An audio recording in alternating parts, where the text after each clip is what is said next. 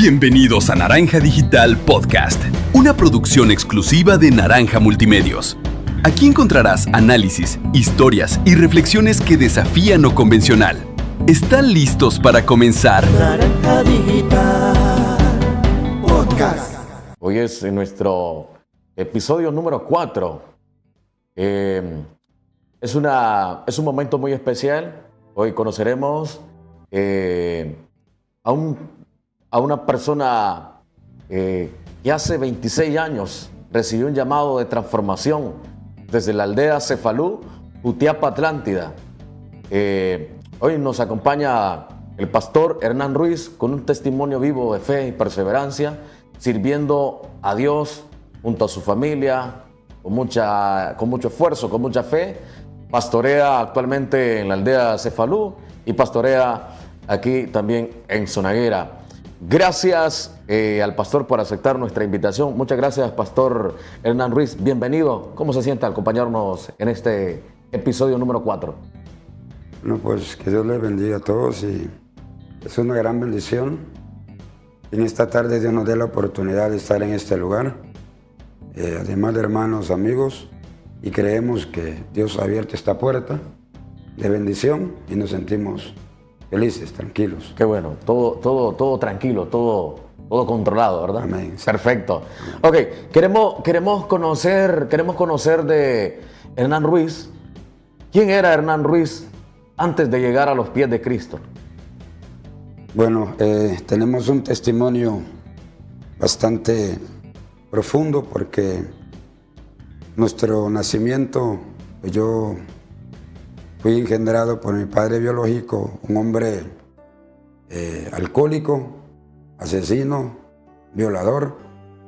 Y cuando yo nací, él dijo que me iba a poner Hernán, porque en Olancho había un hombre que se llamaba Hernán Figueroa, que era asesino. Uh-huh. Entonces él dijo que yo iba a ser también como ese hombre, y por eso me puso ese nombre, sin saber que mi nombre significa un militar en alto rango.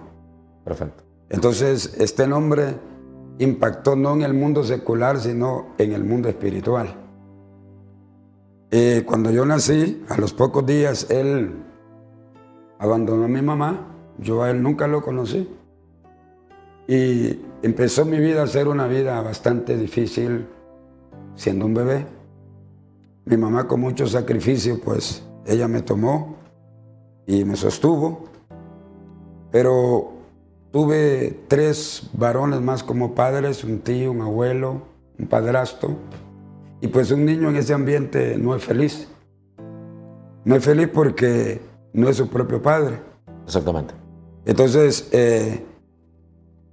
vino un sufrimiento bastante tremendo, terrible. Uno puede tener en algunas veces en un hogar casa, comida, pero hay cosas que no se pueden comprar con dinero. Dijo un gran sabio, tú puedes comprar la cama, pero no puedes comprar el sueño. Tú puedes hacer una casa linda, una mansión, pero no puedes comprar el amor ni la paz.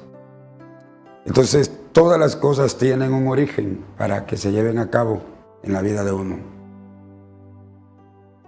Cuando yo tenía 15 años, el Señor decidió llevarse a mi madre. Fui un hijo no obediente. Fui un hijo que di muchos problemas a mi madre. Ella sufrió mucho porque llegué a ser yo también alcohólico. Todos los días en la calle. Disculpe, ¿a los cuántos años usted empieza a tomar bebidas alcohólicas? A los 17 años. 17 años. A los 17 años empecé a ingerir bebidas alcohólicas y esto pues me condujo a lo más bajo, como al hijo pródigo, que después de tener muchas cosas, llegó a no tener nada y a desear tener que comer y no tenía, no porque no había en la casa, sino porque el vicio me llevó a ese punto. Y llegué a momentos en esa temporada que yo quedaba tirado en la calle, fondeado, tirado en la calle, todo lleno de vomitada. Y mi familia decían, Hernán ya no tiene solución, lo van a matar en la calle. Y lo único que vamos a hacer es ir a recogerlo y enterrarlo. Pero yo siempre digo, Dios, eso decía la gente acá, pero Dios en el cielo decía, yo tengo un propósito con este muchacho. Yo tengo un llamado para él. Entonces, muchas veces los jóvenes se encierran en un círculo porque creen que ya no hay solución, porque los tiene atados a la droga, el alcoholismo y otras cosas más. Y muchos optan por suicidarse, por quitarse la vida o profundizar más en el vicio. Pero yo creo, lo digo porque yo lo viví, yo creo que siempre hay una solución. Y la solución la tiene el Señor. Pero llego yo al momento más crítico de mi vida antes de venir a Cristo. Cuando mi mamá, a los 48 años, el Señor se la llevó, que ya antes lo había dicho. Lo más triste y lo más difícil para mí fue ese momento. Cuando yo la miré a ella en aquel cajón, yo deseaba regresar o retroceder el tiempo para pedirle perdón, para abrazarla, para respetarla, para decirle que era la mejor madre, porque ella luchó tanto para que yo me criara, me puse a estudiar, no seguí el estudio. Entonces, cuando la veía ahí, yo lloraba, gritaba encima de aquel cajón. Yo le decía al Señor, ¿por qué te la llevaste? Y fueron tantas cosas que me pasaron en ese momento tan difícil. Y yo siempre digo a los jóvenes, a los que son hijos, si ustedes tienen una madre, cuídenla, ámenla, respétenla. No le den la espalda, denle la mano, porque una madre, después del amor de Dios en esta tierra, el amor de una madre no tiene comparación. Y lo triste es que a veces nosotros esperamos que estos momentos lleguen para reaccionar. Entonces, ¿qué solución hubo ya para mí en ese caso? No hubo nada. A partir de ahí, mi vida comenzó más a fondo en el vicio. Porque ya a mi papá lo habían asesinado, aunque no lo conocí, pero igual, si hubiese estado vivo, pues de alguna manera hubiese tenido un apoyo ya a esa edad. Mi mamá tampoco. Yo llegaba a la casa, estaba una señora ahí, me esquinaba la comida. Habían veces me daban, habían veces no. Entonces, el sufrimiento aumentó tanto. Y me invitaban a la iglesia, pero yo no quería nada de Dios porque Satanás me tenía atado. Yo estaba totalmente cautivo en el vicio, en aquellas cosas que vivía en el momento. Es allí donde el Señor en su misericordia se acerca al hombre. Es allí donde el Señor, que no merecemos nosotros por la vida que llevamos, pero como Él es tan lleno de amor, Él es grande en misericordia. Entonces, pude visualizar que había algo diferente para mi vida. Pude entender que Dios tenía un propósito. Y ahí, un día, cuando yo no pensé, no analicé, no deseaba yo estar con Dios, en una cantina, ya había bebido bebidas alcohólicas y yo escuché la voz de Dios en aquella cantina, que me dijo: Hernán, sal de esta cantina y vete a la iglesia. Cuando yo escuché la primera voz, yo dije: de tanto alcohol, de tanta bebida alcohólica, yo estoy quedando loco. ¿Cómo el Señor va a entrar aquí donde estoy yo, en este lugar tan sucio, tan inmundo? Sí. Y vino la segunda vez: Hernán, sal de esta cantina, vete a la iglesia. Lo mismo pensé, estoy quedando trastornado de tanta situación de esto. Y yo he dicho, cuando Dios me da la oportunidad de dar este testimonio, el Señor entra a la cantina, entra al prostíbulo, entra a cualquier lugar que hay pecado, porque cuando Él entra, las tinieblas desaparecen. Y Él no entra a hacer lo que el hombre está haciendo a una cantina, sino que Él entra para sacar al hombre de la cantina y llevarlo a sus pies. Fue una experiencia muy bonita, única en mi vida, que nunca se me olvida ese día. Se me puede olvidar cualquier otra cosa que me pasó, pero esa parte nunca se me olvida. Vino la tercera vez la voz. Hernán, sal de esta cantina, es la última oportunidad que te doy, porque tengo un propósito grande contigo. Andaba con un primo y yo le dije, manda a dejarme a la casa. ¿Y qué te pasa? Me dice, voy para la iglesia. No, hombre, ¿cómo te vas a ir ahorita? Me dice, anda mañana, sigamos aquí en lo que estamos. Entonces yo le dije, si no, me vas a dejar, me voy a ir caminando. Y estaba largo. Al final Él me mandó a dejar. Y la perfección de Dios, pues la palabra lo dice, perfección, es perfecto. Él no se equivoca en nada. Cuando yo llegué, en ese tiempo, de ministerio tengo 26 años y de estar en el Señor tengo 32. No habían teléfonos.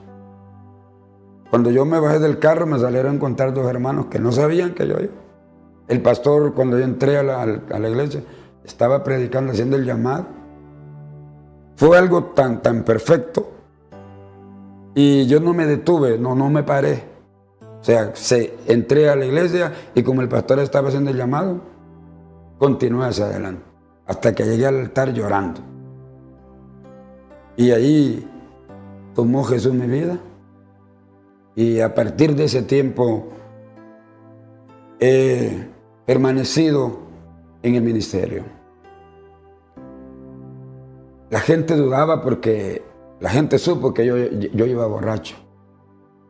¿Ese día iba ingerido de bebidas alcohólicas? Sí. Yo iba borracho. ¿Pero tenía conocimiento de lo que estaba...? Sí. O sea, no iba, como quien dice, cayendo. Sí. Ya había ingerido bebidas. Iba consciente de lo que... Porque Dios es perfecto. Sí, claro. Entonces, en el momento indicado, Dios me hace el llamado. Dios cambia totalmente el mundo espiritual en mi vida de pecado y me conduce al lugar correcto. ¿Cómo fue el momento exacto que recibió el llamado pastoral? Ok. El momento pastoral, yo me congregaba en la iglesia donde estaba, que se llama Nueva Jerusalén, y como todos los cristianos tenemos luchas, debilidades. Yo estaba pasando un proceso terrible. Y esa noche ya mi mente, mi corazón ya estaba más inclinado a pecar. Después de que yo tenía 6 años, 5 años. Y esa noche yo me acosté, ya no oré, porque yo pensé, ya mañana yo me voy a descarriar, yo ya no aguanto. Entonces esa noche, mientras dormía, yo escuché una voz que me dijo, lee Primera de Juan 3:8 y lee Nehemías 2. Primera de Juan 3:8 dice, el que peca, el que practica el pecado es del diablo, porque el diablo peca desde el principio. Mas para eso apareció el Señor, para deshacer las obras del diablo. Y Nehemías 2 dice que Nehemías estaba triste. Nehemías era el copero del rey. Y él estaba triste porque los muros de Jerusalén habían sido derribados y él quería ir a levantar los muros, a reconstruir los muros y a establecer un gobierno en Jerusalén bajo la dirección de Dios. Pero él necesitaba que el rey le diera permiso y que le diera cartas de recomendación para él ir. Y la ley decía que el copero no podía ir triste a la presencia del rey. Eso era pena de muerte. Entonces él oró a Dios, dice, ayunó, oró a Dios para que cuando él se presentara al rey, de esa manera el rey tuviese misericordia de él. Y se presentó triste, porque no podía obviar la situación que estaba pasando.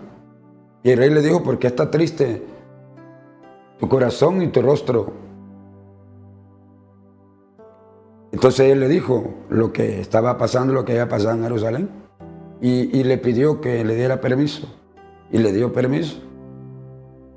Y se levantaron 3 varones en contra de él en el trabajo que iba de reconstrucción. Pero como él llevaba las recomendaciones del rey, no lo pudieron detener. Y se convirtió en un gobernador, en un profeta y en alguien que estableció un gobierno de parte de Dios en Jerusalén. Entonces, ¿qué me dice el Señor cuando me dice, lee primera de Juan 3:8? Si tú pecas, el diablo te va a llevar. Pero si tú entiendes lo que dice después, que para eso aparecí yo hablando que es el Señor, yo voy a arreglar ese asunto en tu vida. Y te voy a llevar, así como llevé a Nehemías, te voy a llevar a ti. Porque yo estaba igual, muy triste, muy desconsolado, atribulado y no hallaba qué hacer. Entonces mi llamado pastoral es ahí, en ese momento conflictivo en el que yo no entiendo muchas cosas y que quiero tomar decisiones incorrectas. Dios se hace presente y me habla en ese sueño. Allí inicia mi llamado, pero no es que tomo una iglesia en el momento. Allí Dios me habla para prepararme y para impedir que yo vaya al pecado. Entonces, cuando yo leo esa palabra otro día, yo recapacito, me humillo, le pido perdón a Dios y decido continuar en la iglesia. Cuando ya tenía planes de apartarse. Cuando ya tenía planes de apartarme. Estaba a poquito tiempo. ¿Cuál ha sido el momento más duro que ha sido quebrantado usted en su vida como pastor? El momento más duro que yo he tenido como pastor, que todo pastor pasa, que uno hace un gran esfuerzo, sacrifica la familia muchas veces, porque deja la familia y atiende a la iglesia. Y lo que más quebranta nuestra vida como pastores es cuando tenemos gente en la iglesia que hemos dado nuestro apoyo, nuestro respaldo, que hemos pagado un precio y nos dan la espalda. Nos critican, nos rechazan. Y esos momentos son los momentos más difíciles para uno de pastor. Y es ahí cuando uno, como dijo el profeta Jeremías en el capítulo 20, dijo, no volveré a hablar más en nombre de Jehová, porque por causa de hablar en nombre de Jehová me escarnian. Quieren matarme, quieren hacer de mí muchas cosas. Entonces, esos momentos son los momentos más difíciles. Porque la familia, usted sabe que la familia es lo más especial que uno tiene. Y uno la deja para cumplir con Dios en el llamado y servir a la gente. ¿Cómo se sintió cuando predicó por primera vez? ¿Cómo se sintió? O sea, había alegría, había ese gozo al momento de predicar su primer mensaje hablando de Cristo. Sí, también, o sea, Dios ha sido muy, muy especial conmigo. Siempre Él me ha revelado las cosas. Mi primera vez de que yo prediqué, Dios me reveló. Yo tuve un sueño, que había una reunión y a mí me decían que predicara y yo empecé a predicar y la gente empezó a llegar, pero mientras predicaba, otro hermano de la misma iglesia se paró al par mío y me iba como empujando así, para un lado, y me dejó allá y quedó él. Pero ahí el Señor me está mostrando al futuro lo que va a pasar con el hermano, pero me está también diciendo que él me llama para predicar. Entonces yo le comenté al pastor y el pastor me dijo, hermano, es que Dios quiere que usted predique. Para mí fue una gran emoción porque yo anhelaba predicar. ¿Anhelaba predicar usted? Anhelaba predicar. En algún momento tuvo nervios, tuvo pena, como todo ser humano. Sí, porque en todos los niveles de la vida, la primera vez siempre hay poquito de nervio, aunque uno le ora al Señor, pero somos humanos y son cosas que todo humano las vive. ¿Verdad? En algún momento de su vida, ¿imaginó usted ser un pastor de la Iglesia de Jesucristo? Sí, o sea, ¿cómo le explico? Porque ese fue uno de los anhelos que yo siempre tuve desde que yo empecé en mi vida espiritual, y también a ver los pastores que predicaban, los evangelistas que predicaban ante pocas personas, ante más personas, ante multitudes. Entonces mi sueño fue ese, estar en un púlpito ante muchas personas predicando la palabra del Señor.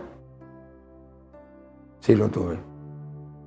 ¿Qué significa usted para usted vivir en Cefalú, servir lo que es en la obra de Dios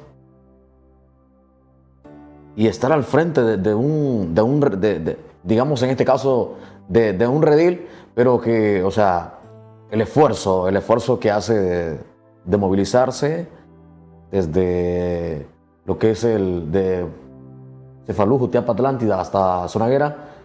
¿Cómo se siente usted haciendo esta obra que pues no se ve nada fácil por el sacrificio, el tiempo, y podía mencionar muchas cosas más? Pues mire, la realidad que todo en la vida pues trae cierto cansancio, pero para mí, hermano, yo siempre digo en los mensajes que para mí la mayor satisfacción y el momento más feliz que yo me siento es cuando predico la palabra. Entonces, para mí, el sacrificio que hago es una satisfacción. Fíjese que a mí me hace falta. Ya me hace falta porque ya tengo sobre 12 años de estar viajando. Y yo más bien a veces cuando llega el domingo que vengo y lunes y martes que no vengo, yo me siento más bien como con deseos de que sea el martes, sea miércoles. ¿En algún momento usted, pastor, ha tenido desánimos ya estando en el ministerio, queriendo decir, no, hasta aquí llego, tiro la toalla, como se sabe decir popularmente? ¿Ha pasado eso por su mente en algún momento? Sí, cantidad de veces, porque como le dije, hay cosas que son la naturaleza humana, que todo humano tiene debilidades, todo humano tiene desánimos, todo humano cuando enfrentamos situaciones difíciles, complicadas, duras, sentimos debilidades. Y recientemente tuve un momento, yo dije, aquí en Zonaguera, ya no quiero ser pastor. Cuando dice que ya no quiere ser pastor, ¿se refiere que ya no va a venir a Zonaguera o definitivamente piensa lo que es renunciar al pastorado aquí en Zonaguera y también en Cefalú? Sí, renunciar al ministerio. ¿Totalmente? Totalmente. Entonces, ¿qué nos lleva a los humanos a pensar en eso? La adversidad. Tantas cosas que a veces se levantan porque Satanás ataca a la familia, Satanás ataca la salud, ataca las finanzas, ataca la relación espiritual. Entonces hay procesos que es uno, pero hay veces que son 3, 4, 5 o más, por todo lado, por todo lado. Entonces en la humanidad, ahí es donde nosotros entramos y decimos no, ya. Porque creemos que ese es el problema. ¿Por qué me vienen tantas cosas? Es porque soy pastor. Pero no es por eso. Porque en la vida uno no solamente es pastor, es padre, es esposo, es un vecino, es un pariente. Entonces hay muchas cosas, no solamente. Pero como el ministerio es como la punta de lanza, que es lo que va abriendo para que todo se vaya añadiendo. Como dijo el Señor, busca primeramente el reino de Dios y todas las demás cosas vendrán por añadidura. ¿Qué significa para usted Irma Oneida Ventura en su vida? Mi esposa, pues entonces para mí, mi esposa significa lo que dice la palabra. Dice en Proverbios, el que haya esposa, haya el bien y la benevolencia de Jehová. Entonces para mí ella significa el bien de Dios. Y cuando Dios da algo bueno. Y luego que Dios da, nosotros empezamos a luchar en la vida, a aprender muchas cosas, porque si usted no ha tenido matrimonio, va a aprender a tenerlo en el camino. Pero si usted ya tuvo un matrimonio y se vuelve a casar por alguna circunstancia, ya usted sabe lo que es el matrimonio. Pero cuando no lo ha hecho, entonces empieza. ¿Y qué significa esto? Que en el aprender de la vida van a haber dificultades. Pero a pesar de todas las dificultades, uno siempre dice, esta mujer Dios me la dio. Dice ahí en Proverbios, el bien y la benevolencia de Jehová, el favor de Dios. Dice en el libro de Eclesiastés que tenemos que ser leales a la mujer de nuestra juventud. Entonces hay mucha palabra que nos da el significado. En el libro de Efesios dice, maridos, amad a vuestras mujeres así como Cristo amó a la iglesia y se entregó por ella. ¿Qué representa la familia para usted, pastor? La familia representa lo que es el amor de Dios en primer lugar, porque la familia fue diseñada por Dios en el huerto del Edén. Dios hizo a Adán, dijo, no es bueno que el hombre esté solo. Aunque hubo pecado que Dios no quería, pero hubo una familia. Entonces el significado más grande de la vida, conforme a lo que Dios dice en su palabra, es la familia. O sea, por nada de este mundo uno debe abandonar a su familia. ¿Qué significa sus hijos para usted? Igualmente, ¿qué dice en el Salmo 127? Dice que herencia de Jehová son los hijos. Entonces para mí significa la herencia más grande, más bonita, más especial, mis hijos, porque eso es lo que la Escritura dice, que los hijos son herencia. Entonces ese compañerismo que yo como pastor no lo voy a encontrar en la iglesia, porque si yo muero, la iglesia pone otro pastor. Pero si yo muero, nadie va a ocupar mi papel. Aunque diga mi esposa más allá me voy a casar, pero mi papel nadie lo va a ocupar. Es irreemplazable. Exactamente. Entonces, ese es el momento y es el área más bonita, porque siempre voy a ser yo su papá y ellos siempre van a ser mis hijos en las buenas y en las malas. Algo que no es en la iglesia. Porque si el pastor comete un error, hay muchos dedos en contra, hay muchas palabras en contra. ¿Qué lo ha sostenido a usted en los momentos más difíciles de su ministerio? Mire, en los momentos más difíciles, lo que a mí me ha sostenido es que yo siempre he sido un hombre que me gusta estar en adoración, en la presencia del Señor. Yo si hago un culto y no hay presencia del Espíritu Santo, siento como que fallé, como que algo no se hizo bien. Entonces, me ha sostenido en el ministerio esa parte. Porque si yo adoro, si yo estoy en la intimidad con Dios, yo voy a saber cómo actuar. Cuando yo dije que ya no quería ser pastor, un día orando en la madrugada a las 2 de la mañana, Dios me habló y me dijo, ¿dónde está lo que tú has predicado? ¿Qué pasa contigo? Escuché la voz de Dios.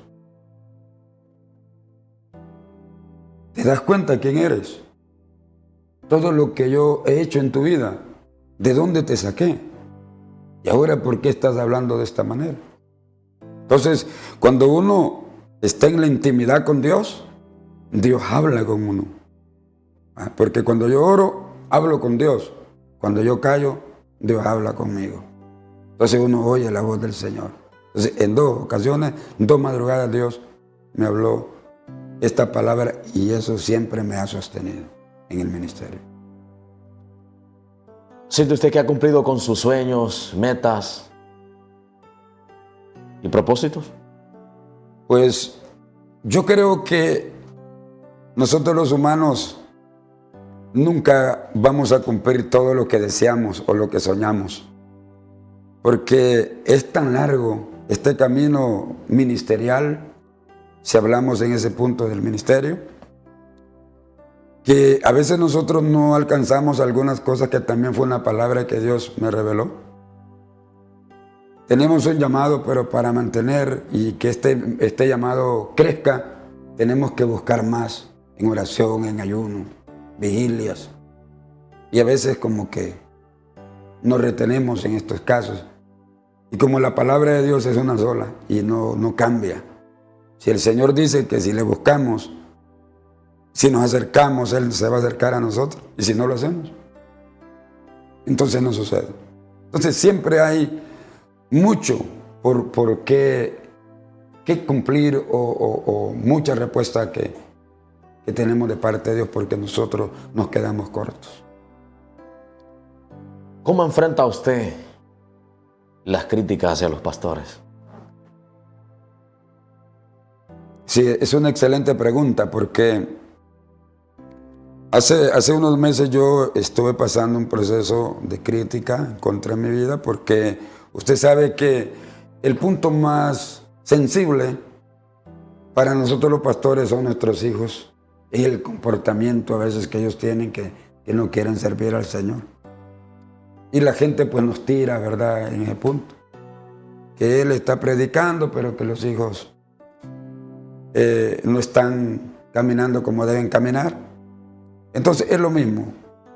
¿Qué dice la palabra en cuanto a esto? Al que te hace un mal, hacele un bien. Al que te maldice, bendícelo. Ora por tu enemigo. Si te pide pan, dale de comer. Si te pide agua, dale de beber. Entonces así se enfrentan las críticas y así se vencen. Porque la palabra tiene su poder y el poder derriba todo argumento que Satanás levanta. ¿Alguna vez le han dicho, Aragán, críticas que hoy en día son bastante comunes en los pastores?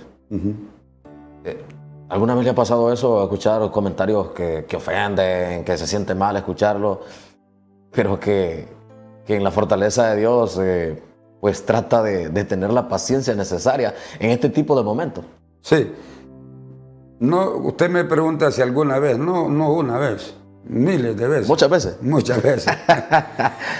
Muchas veces, ¿verdad? Y las cosas van cambiando porque Dios va añadiendo sus bendiciones. En el término secular yo empecé con una moto, un carrito que me quedaba, cuando le hacía segunda me quedaba con la palanca en la mano. Después compré un turismo. Después del turismo compré una Kia Sorento, que ya esto lo conoció el hermano. Después una Frontier blanca, después una Navara y luego pues para gloria de Dios está nuevo. Ahora, ¿por qué lo llevo ahí? Porque en aquel momento decían, miren, dice que sirve a Dios, que es rico y miren cómo anda. Ahora que ando de carro nuevo, para gloria de Dios, muchos dicen que yo soy narco, que vendo droga. Entonces, usted me hacía una pregunta de las que me ha hecho, importante. ¿Cómo enfrentar esto? En el corazón humano siempre uno piensa en vengarse, de alguna manera. Como decir, si hablan de mí, yo voy a hablar de él. Pero en el mundo espiritual, dijo Jesús, bienaventurados, cuando por mi causa os vituperen y digan toda clase de mal contra vosotros, mintiendo. ¿Qué significa la palabra bienaventurado? 3 veces feliz. Feliz. Feliz. Entonces yo me siento feliz que digan que soy narco, porque yo sé que esto es mentira y que es bendición de Dios. ¿Le han dicho que es narco? Sí. ¿Será porque lo han visto con el sombrero? Sí, con el sombrero. Pero, o sea, se siente pesado. Claro. Se siente terrible en Claro. un momento así. Sí. ¿Qué le diría usted a alguien que piensa que no sirve para nada? ¿Qué pienso yo? ¿Qué le diría usted a alguien que piensa que no sirve para nada en esta vida? Ok. Yo le diría lo que pasó conmigo, porque así sentía yo. Después que no tengo un padre, una madre, que no tengo el apoyo ya de nadie, hablando en términos de padres, le diría lo que yo pasé. Que yo pensaba que no servía para nada y que mi solución era mejor la muerte. Yo caminaba en bicicleta en ese pavimento y cuando yo miraba que venía un carro atrás, yo me le metía. Me iba por el medio de la calle. Y los carros pitando y yo no me apartaba. Porque para mí era mejor morir que vivir, porque eso pensaba. O sea, que un momento de depresión en ese lapso de tiempo que estaba hundido en los vicios. Sí, totalmente. Yo creo que esa palabra va más allá de depresión. Yo creo que va más allá, ¿verdad? Porque ya cuando uno ya quiere morirse y así como yo hacía, que me le metía a los carros así, ya estaba como un pie allá en el cementerio. Pero no pasó suicidarse con sus propias manos. No, así como quien dice con mi mano no, pero sí. Para mí en ese momento la muerte era mejor que la vida. Sí. Entonces yo le diría a alguien que piensa que no sirve para nada, que es la persona que más propósito hay en su vida. Porque dijo el Señor, de lo más vil, dice la palabra, escogió Dios para avergonzar a los sabios. Entonces mientras el hombre vive, hay esperanza. Solo que hay que tomar una decisión. Porque el cambio viene por una decisión. Dios nos puede hablar, Dios nos puede visitar, puede hacer muchas cosas. Y usar a las personas para que nos hablen de Él. Y pueden ofrecernos apoyo económico, cualquier cosa. Pero si no tomamos una decisión, no podemos salir adelante. Pastor, ¿usted considera que predica con amor o con confrontación? Bueno, es que las dos palabras están como para decirlas, porque el mensaje de amor yo lo puedo decir en una área. ¿Qué significa predicar con amor? ¿Hablar solo del amor? ¿O significa que cualquier mensaje que predique lo debo de predicar con amor para que impacte en los corazones? Pero entonces todo mensaje puede ser reprensión, exhortación, mensaje evangelístico, de restauración, de sanidad. Todo mensaje tiene que ir con amor. Pero ¿cuándo la persona sabe que ese mensaje va con amor? Por el resultado que tenga lo que se predica. ¿Verdad? Porque yo he predicado mensajes, por ejemplo, de reprensión, en donde a la gente se le confronta por sus pecados, sus errores. Pero ¿qué pasa? Al final del mensaje, adoramos a Dios y todo el mundo llora ante la presencia de Dios. ¿Qué significa eso? Que el mensaje fue fuerte, pero se predicó con amor y con revelación de parte del Espíritu Santo. Para usted, ¿Un cristiano debe de involucrarse en política? Totalmente en contra. Totalmente en contra estoy yo en ese punto. La política ha sido algo que desde aquellos tiempos se vivió. Se vivía la política, pero diferente. Entonces, actualmente, no sé si en esto que voy a decir me voy a equivocar, pero yo creo que todos los políticos son iguales. Y todo político tiene mala fama por las acciones que se ven en ellos. Todos tienen el mismo discurso, pero de ahí todos tienen el mismo gobierno. O sea, ayudan a unos y a otros no. Son señalados todos siempre, todos, de corrupción. Entonces, para un cristiano, andar metido en ese mundo, yo, como le digo, en lo personal, estoy en contra. ¿En algún momento de su vida Dios le ha pedido algo que parece imposible? Sí, sí. La verdad que, como le dije hace un momento, Dios tiene propósitos grandes para mi vida. Vaya, le voy a hablar de algo espiritual, porque Dios pide lo espiritual, ¿verdad?, de nosotros. Dios me ha hablado a mí que si yo le busco más cada día, como Él quiere que yo le busque, yo voy a orar por los muertos y van a resucitar, por los paralíticos y Él los va a levantar. Pero ¿cuál es el llamado que Dios me hace? Para empezar, que haga 40 días de ayuno. Dios le pidió que hiciera 40 días de ayuno. Dios me pidió que hiciera 40 días de ayuno. ¿Y hizo esos 40 días? No, no los he hecho. ¿No los has hecho todavía? No, he llegado a 21, para gloria de Dios. He hecho 21 días. O sea que no has cumplido con esa palabra. No he cumplido todavía. ¿Y qué ha pasado ahí? Soy deudor y es como un temor. Porque recuerde que la carne, ahí ella actúa.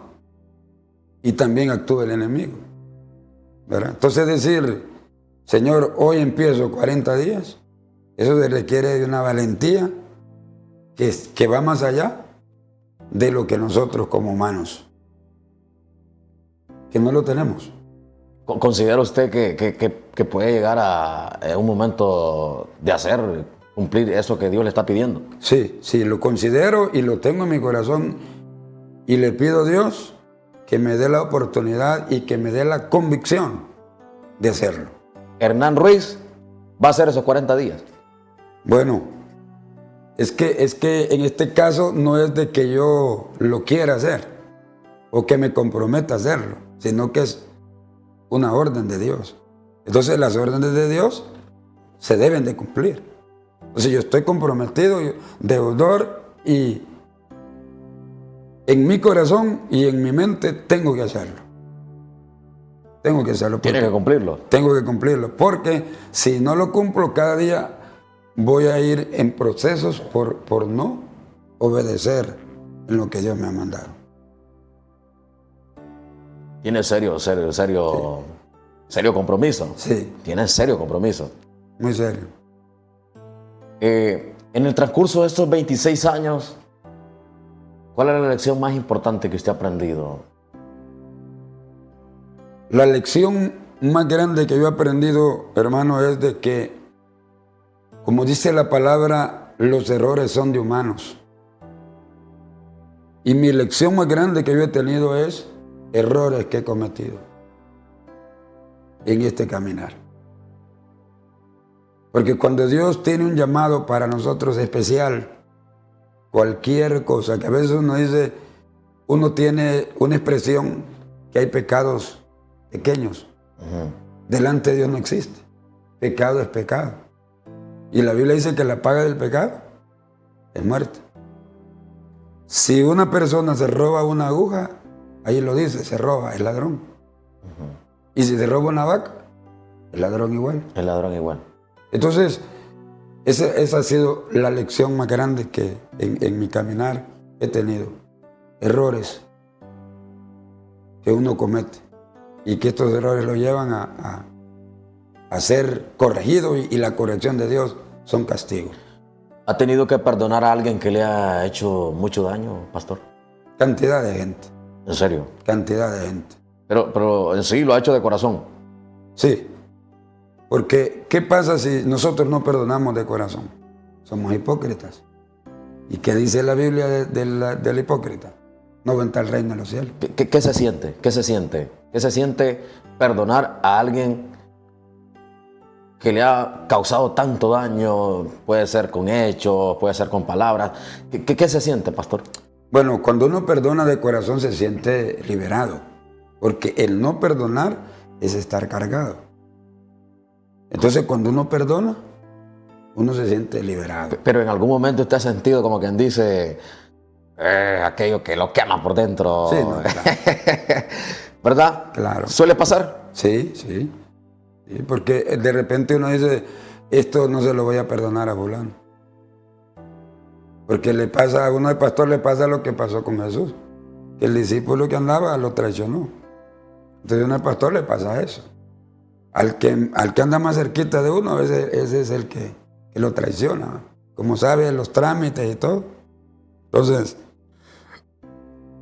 no es fácil, es duro perdonar, porque para perdonar se necesita valentía.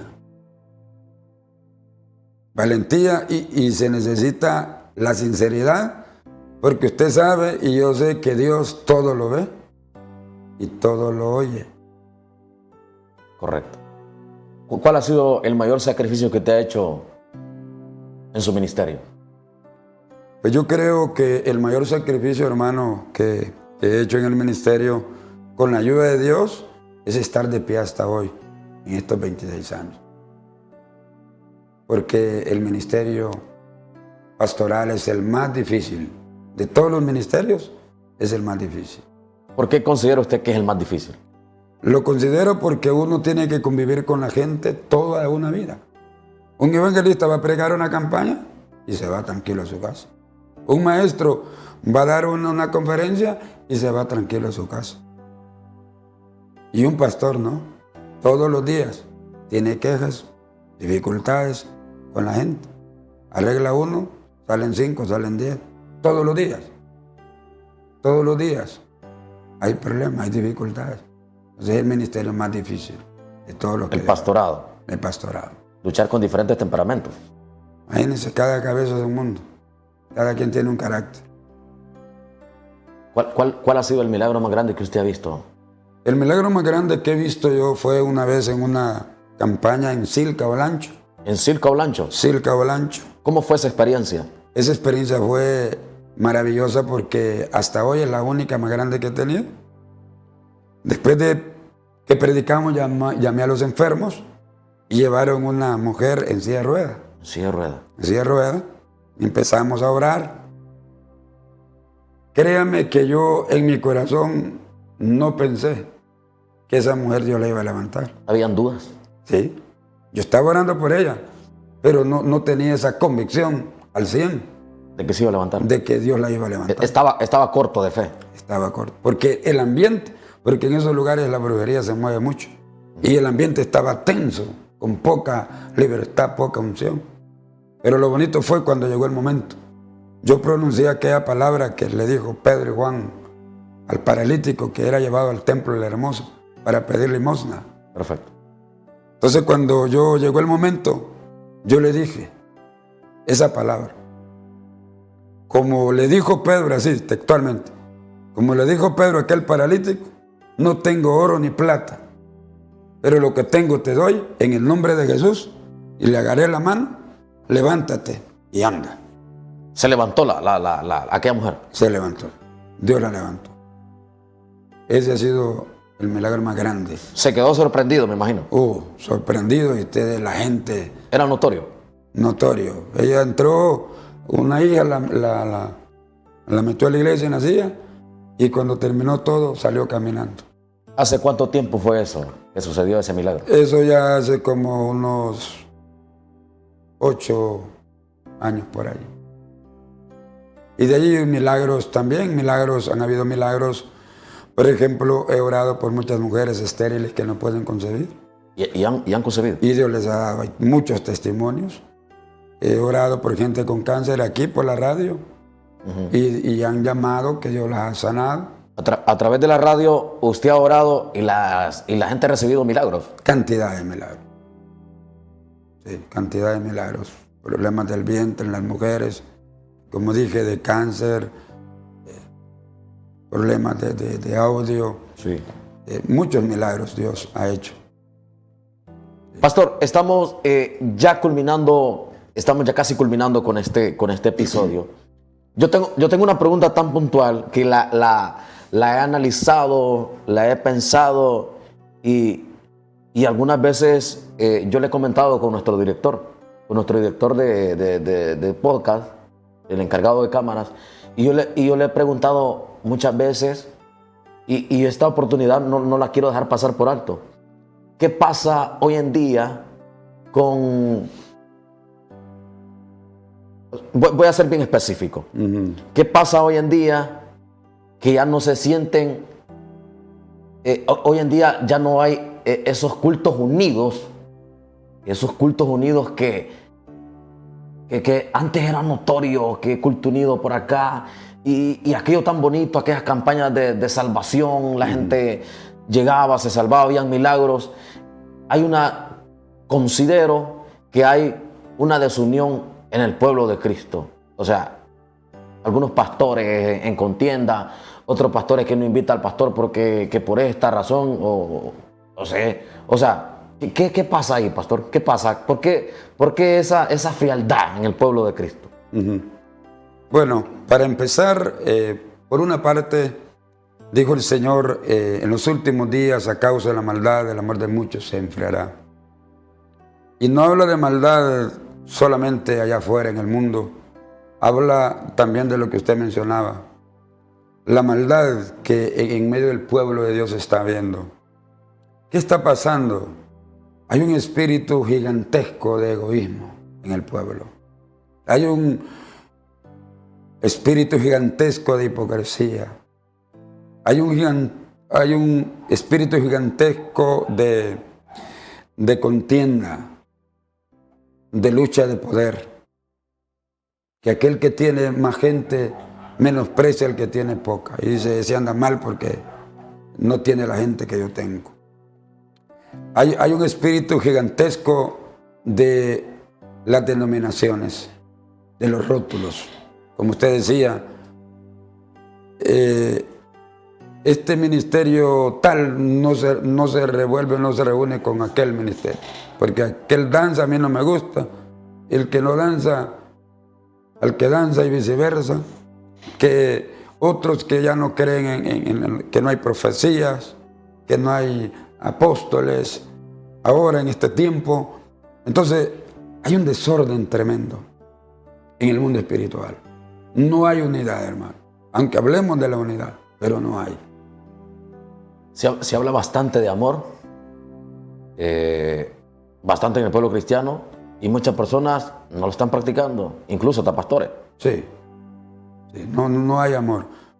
Hace 3 semanas a mí el Señor me llevó y me hablaba acerca del amor para la gente pobre, gente que necesita. A mí me dio mucho dolor hace una semana que una hermana me llama y me dice, pastor, me da pena decirle lo que estoy pasando. Le digo yo, no tenga pena, dígame. Pastor, me dice, tengo 2 días que no como yo y mis hijos. No tenemos que comer. No hay o qué hacer. Aquello tocó tanto mi corazón. Y inmediatamente me vino algo a mi mente, que a veces nosotros, los cristianos que tenemos en abundancia comida, la botamos. Queda comida ahí y la botamos. Mientras hay hermanos de la iglesia, no hablemos de tanta gente, sino de la iglesia, que está deseando un pedacito de guineo, una media libra de arroz, una media libra de frijoles. Entonces, venía a mi mente que Dios estableció, hermano, en el tiempo de Israel los diezmos, Y dijo, traigan todos los diezmos, ofrendas al alfolí, y habrá alimento en mi casa, hasta que sobreabunde. ¿Y cuáles fueron las directrices que el Señor dio? Bueno, el sumo sacerdote agarre para él y su familia. Y como todo el pueblo lo traía, había en abundancia. Entonces Dios dijo, lo que quede ahí va a ser para los huérfanos, viudas y menesterosos. O sea, tenía que haber un control. Tenía que haber gente trabajando para llevar a cabo esa mayordomía. Entonces el Señor me llevaba y me hacía ver y entender que a veces hay pastores o habemos pastores que tenemos en abundancia. Y por eso a veces somos señalados. Y hay veces es cierto. No un carro, 2 o 3. Una mansión, cuentas en el banco, propiedades. Y el más pobre se le exige el diezmo. El diezmo. Y no se le ayuda. Y es una orden de Dios que hay que darle al pobre. Hay que darle al huérfano, aquel que no tiene papá, mamá. Que a veces los miramos niños en la calle y no los volteamos a ver. ¿Usted trata de practicar eso? Sí, sí, por eso le estoy diciendo. Entonces, vamos ahí, va.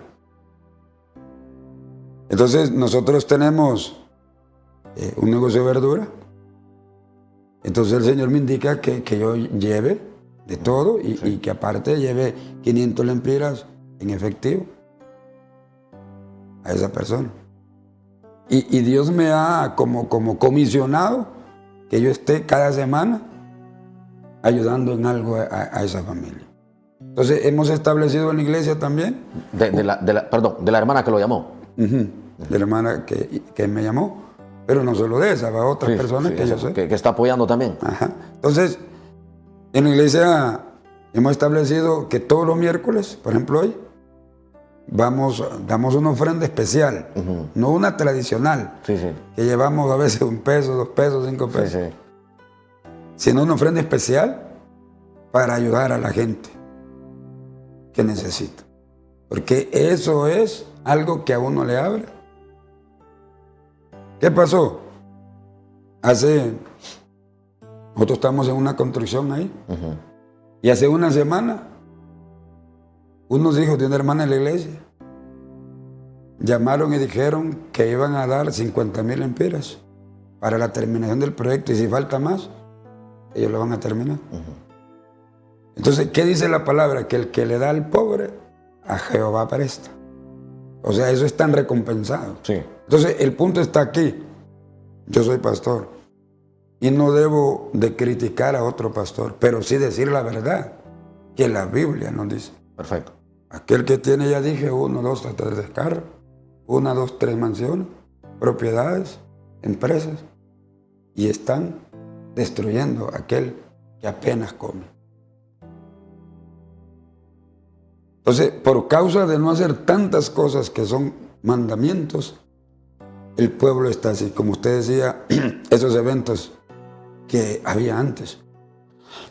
Yo les digo, cuando no había ni luz eléctrica, todos los días había culto. Sí. Íbamos a Campo Blanco lejos. Habían veces con un candilito o con un molote con gas. Y era línea de gente. Los cultos eran puro juego. Ya ni vigilias escuchan ahora ya. No, ya no. Entonces, este es el tiempo que el amor de muchos se está enfriando. ¿Y debemos quedarnos ahí? No, tenemos que levantarnos. Yo digo siempre, cuando yo voy a una campaña, a un culto unido, a una vigilia o cultos locales, y la presencia de Dios a través del Espíritu Santo no está ahí, para mí, como que es que anduve en pecado. Qué malo hice o qué no hice para que la gloria de Dios descendiera. Sí. Porque como el punto del sabor, como la sal en la comida, como la sal en el culto, es la presencia del Espíritu Santo. Perfecto. ¿Qué le diría usted a un joven que tiene el llamado y siente miedo de él? Pues yo le diría que el miedo es normal para iniciar, pero que no se deje vencer del miedo. Que si sirve a Dios y Dios lo llamó, Dios lo va a respaldar. Y lo que él anhela y está apasionado por eso, Dios lo va a respaldar. Dios honra a los que le honran. ¿Qué legado quiere dejar el pastor Hernán Ruiz? El legado que yo quiero dejar, por ejemplo, para mi familia, es morir en batalla del ministerio. O sea, que en mi último momento de vida yo esté en el ministerio. Involucrado en los negocios del Señor. Así es. Eso es. Eso es lo que yo le pido al Señor. No apartarme del ministerio. Aunque a veces vengan pruebas, momentos difíciles. Sí, es normal, es parte del llamado. Como pregunta final de nuestro episodio número 4. ¿Cuál es el mensaje de esperanza para aquellas personas que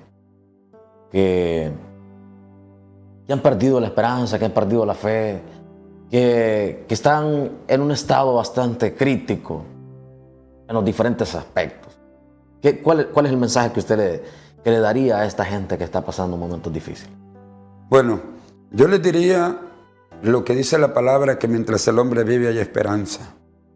Y les diría que yo pasé ese tiempo y que hay que prestar siquiera medio minuto oído a la voz de Dios. Porque con medio minuto que usted preste oído a la voz de Dios, eso puede cambiar totalmente, no solamente su vida, sino la vida de su familia, la vida de sus finanzas, la vida de su salud. Todo nuestro entorno puede cambiar. Y la otra cosa es de que a veces el enemigo le hace creer a uno que Dios no le oye. Y yo siempre digo, Dios no es sordo, Dios oye. Que Dios ya no me voltea a ver, Dios todo lo ve. Dios le dijo a Jeremías, antes que fuese formado, yo te conocí y en el vientre te santifiqué. Entonces, esos dos puntos, prestémosle oído siquiera medio minuto a la voz de Dios y creamos que Dios está cerca, que no está largo. ¿Dios escucha a los inconversos? Claramente. Dice la palabra, para empezar, dice que Dios no escucha la oración de los pecadores, pero si algún temeroso hay, a ese Dios oye. ¿En qué momento entonces Dios oye al pecador? Cuando prestamos oído y nos humillamos. Señor, yo reconozco que no he sido la persona que tú quieres, que he pecado en esto y esto. Pero también creo que tú eres un Dios de amor, de misericordia y que perdonas y nunca más te acuerdas del pecado del hombre. Pastor, muchísimas gracias por su tiempo. Considero que ha sido un tiempo muy valioso el que hemos compartido en este momento y muchas gracias porque pues es una persona muy ocupada. Hemos escuchado esta historia, un llamado de transformación, de esfuerzo, de valentía, y nos sentimos bien compartir este tipo de historias. Y muchísimas gracias, muchas gracias por su tiempo tan valioso y pues éxitos en todo lo que usted emprenda, éxitos en esos rediles que Dios lo tiene ahí trabajando. Muchísimas gracias, ¿verdad? Pues estamos agradecidos. Hemos llegado a la parte final y pues nuestra gente hoy ha escuchado una historia muy bonita, con mucho dolor, pero hemos conocido hoy en esta historia la transformación, los planes, los propósitos que Dios tiene para cada ser humano.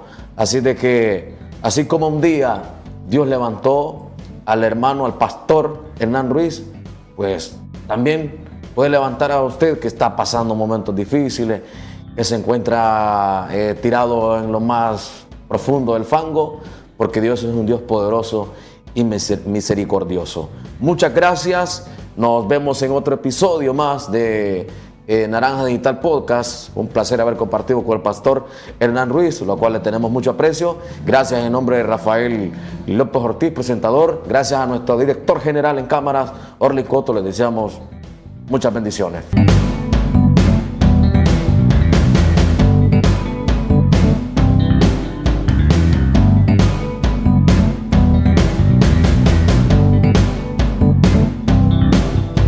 Naranja Digital.